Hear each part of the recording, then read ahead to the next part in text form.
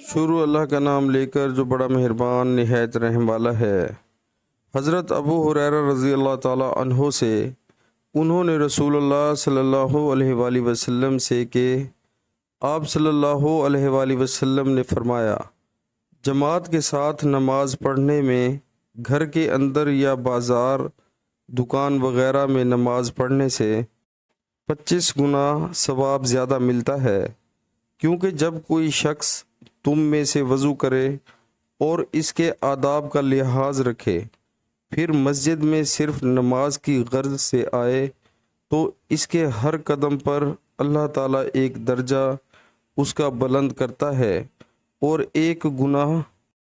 اس سے معاف کرتا ہے۔ اس طرح وہ مسجد کے اندر آئے گا،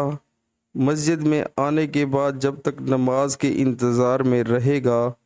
اسے نماز ہی کی حالت میں شمار کیا جائے گا، اور جب تک اس جگہ بیٹھا رہے جہاں اس نے نماز پڑھی ہے تو فرشتے اس کے لیے رحمت خداوندی کی دعائیں کرتے ہیں، اے اللہ اس کو بخش دے، اے اللہ اس پر رحم کر، جب تک کہ ریح خارج کر کے وہ فرشتوں کو تکلیف نہ دے۔ صحیح البخاری کتاب نماز کا بیان، بازار کی مسجد میں نماز پڑھنا، حدیث نمبر 477۔ پیارے مسلمانوں، اللہ تعالی ہمیں حدیث پاک سن کر اس پر عمل کرنے کی